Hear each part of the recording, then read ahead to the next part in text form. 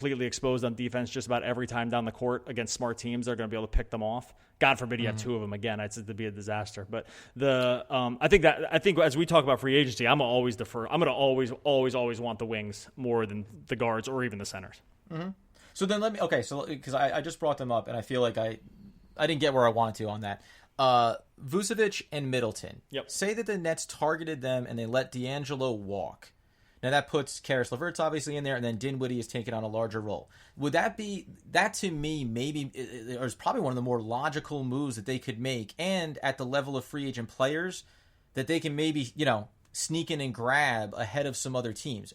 Would that be the kind of roster that you would see, locking up for being in the second round and then playing in a deep series, in that second round and maybe trying to get to that conference final? I wouldn't lock them for the second round, but they'd be better than the team now. I think that's what goes without saying. I think if you had LeVert, Prince, Vucevic, I guess you got to find some role for Jared Allen, a Middleton, and then you need you have a Dinwiddie kind of point guard kind of thing going on, and some backup point guards. Again, point guards are the easiest kind of position to find out there. A competent point guards. Look, I like Kyle Lowry as much as any guy. Kyle Lowry and Fred VanVleet just basically won the championship. Again, I always got to say this, they had Kawhi, but these kind of guys are just sort of out there. There's going to be the levels that you can get to on some are going to be better than others, but the difference in talent is really not as stark as it gets when you talk about like the best centers or the best power forwards or things like that. It's the point guard more than it's really just as you get down the size line. Those are the guys that are easiest to replace. So that'd be a team that I would put in the second round. I mean, look, depending on what some of these other teams how they shake out, Kawhi moving to the West would make a big difference, or what the Bucks did and how much improvement some of these other teams can make in the offseason. But yeah, that would be a team I'd be definitely interested to watch that team over the course of the year. Right. And then that really could be end up where they end up. And that's kind of why I don't want the Kyrie thing, but I get the difference. The thing with Kyrie is like he sells tickets in a way Khris Middleton and Vucevic don't, right? And that's the other there's another, unfortunate thing you have to talk about with the NBA is you got to put butts in the seats as well. And so being a good team helps, but Kyrie Irving is a known commodity. The guy's a superstar when it comes to talking about a recognizable face. And I think that is worth something that I'm probably doing a bad job of figuring out what the actual math on that is. And Caris LeVert, I know we said he's a player on the rise. Did he do enough? Last year I know he was injured, but I mean you even saw players around the league really hyping him up, for the lack of a better term. It seems like players around the league really see him as being a guy on the rise. Do you think that if he's taken that next step this coming season, that if you didn't get Kyrie in, that LeVert could start to become that kind of player that's attracting, that is putting quote unquote butts in the seats?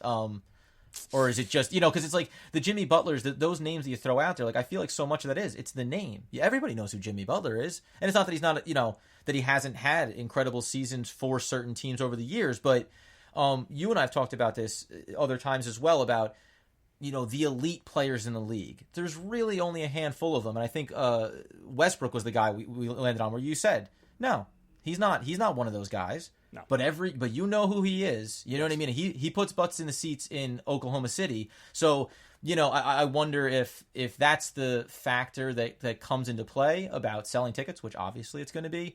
But I wonder if maybe LeVert can just kind of become that guy. And if that's a big thing you're taking into account when it comes to bringing Kyrie, I don't want those moves to get made that way. I think Nets fans are the highest on Caris LeVert. And they're not wrong. Look, you're not wrong to be high on this guy. I think Nets fans probably value him more than he's valued across the league. But that's because he's easy to sort of stand out on this team because he is very good, and they have other guys who just aren't all that good on the team. And so I think in that way, LeVert is probably underrated a little bit across the NBA, but overrated as a Nets fan. And then if you kind of combine them together, we could probably make him properly rated at some point, but it's going to be very difficult, if that makes sense. I think Nets fans are way more into Caris LeVert than anybody else, any other team is. It helped that he was really good in the Philly series. So if you watch any playoff basketball and you weren't really aware of who he was, then I think that Philly series really did help. But in general, Caris LeVert's name recognition and kind of league cachet is really high among Nets fans. And if you went on and talked like in Utah and you're like, we're going to bring in Karis LeVert, they'd be like, I think a lot of people would be like, what? Who? Well, I think that's kind of where it is. And again, Utah would be a little bit wrong, and then also the Nets side of it's a little bit wrong also. Well, and let me piggyback that one too, because this is, I think, always, I feel like a lot of Nets fans are probably a lot higher on D'Angelo Russell than they should be. Yep. And I want you to kind of explain that idea of a player on a team that looks better than he really is because the team he plays on. So when you're surrounded by lesser talent, or because the ball is in your hand more because you don't have players to defer to, you end up elevating your value or overachieving in some ways. But if you took D'Angelo Russell and plugged him in on, a top 5 team in the league, what is he really? I mean, it gets with, that's a good. This is always one of the most impossible questions to ask about where guys' real value is, because when you are the best player on a bad team, and I'm not calling the Nets a bad team, basketball, and especially if you play DFS basketball, daily fantasy basketball, this is the thing that will just forever confuse people as to how basketball players can go out and get great numbers for a short stretch or even a longest stretch of basketball when they're given the opportunity, and then legit never hear from them again going forward, right? This is like basketball. The list of basketball players like this over the years is nearly endless. If you follow on a game by game basis, you can just stat fill. Isn't Kevin Love that perfect example of that? When he's an interesting one, because his role just completely changed when he got on a good team with LeBron, and he went from a 20-10 guy to sort of just a spot up 3-point shooter that was told to, got whacked with a stick if he got too close to the basket, because that was not they trained him to get away from it. So these guys, when they get onto quote unquote good teams, you really will see what the actual player is. Because again, the list is just incredibly long of guys like Georgie Dang from the Timberwolves last 3 years ago had a stretch where he was averaging a 20 and 10 every night, and the guy can't even see the court anymore. Because in the NBA, you can just do this. You can, if you get minutes, depending on your position and sort of your skill set, you can just go out and score a lot of points and get a lot of rebounds. It doesn't necessarily mean you're making your team better, but it can just be done. I worry a little bit that this is the D'Angelo Russell effect, that he was the only guy on the team really that could get his own shot, and he's awesome at it. Don't get me wrong. He can create his own shot. He is among the elite guys when it comes to just sort of like this. He can shoot the three, and he can also get that pull-up jumper that he gets a lot, and he's very, very good at that. I do not think an analytics-heavy team is rushing out of their chairs to go sign D'Angelo Russell in the offseason. Now, the Nets sort of are analytics-y, but they also are stuck with maybe we just can't get anybody else, and that's their problem too. So, but a team that is just wants to play a lot of defense and wants to have sort of transcendent talent and doesn't want to tie up their money in a guy who has a lot of flaws in his game, not every team in the league is going to be beating down the door to get a guy like D'Angelo Russell. I think that's kind of where I land on him.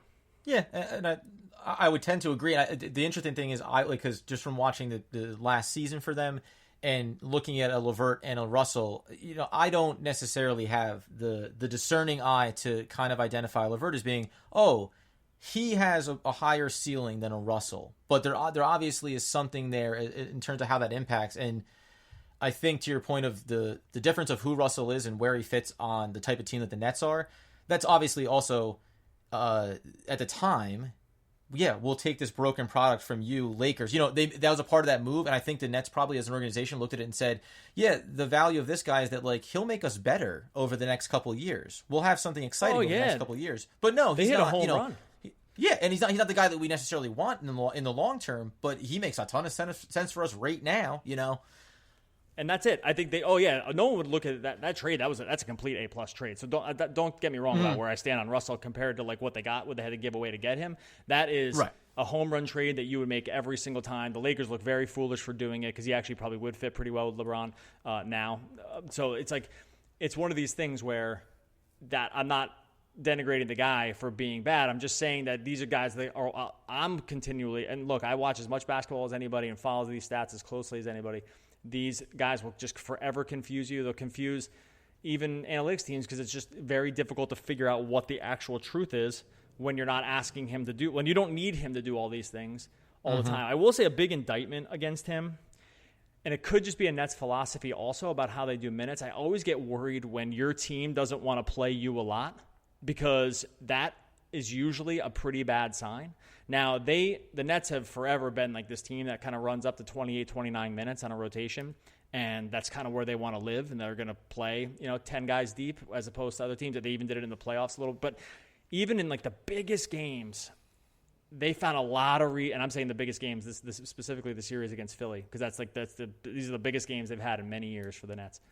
They still were not inclined to play him a ton of minutes, and I'm always just, because no one knows you better than the team you play for usually. Now, say that to the Lakers because they blew it on him, but if you in must-win games can't find reasons to get these guys out for like 40 minutes or something like that, I get a little bit worried. And we just saw he played 37 once.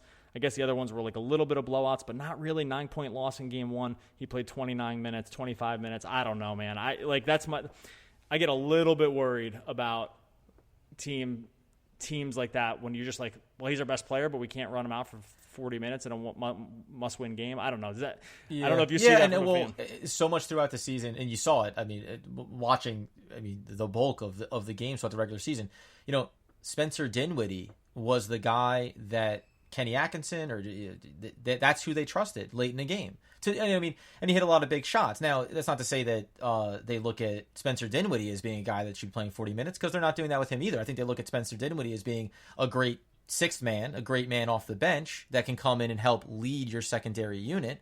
But that's what they were doing. They were basically saying, we're gonna sprinkle in some Dinwiddie throughout the game, and then over that last 6 minutes of the game, that's who we're putting in. And I assume, like you said, and you saw it in flashes too with D'Angelo Russell, where he got just on the ball happy, and it seemed like the strategy and the gameplay broke down at times, and you would see it looked like they were trying to coach it out of him essentially. And maybe they're trying to ease him into those later game minutes where they're saying, when you do get on the court, it's still about running the offense. It's not, we're not about ball in hand and go do it. You are not Kawhi Leonard. You are not Steph Curry. You're not these other players. Right. And that's not what we need you to do. And if you're unwilling to do it, and if your mentality takes over at times, then it's okay. We have a guy that can give us this 4 or 5 minute spurt and do the things we want, the team as a whole to be accomplishing. So yeah, I agree with you wholeheartedly for whatever it was, even as I was watching him play and saying, man, he's improved in this second year from the year before.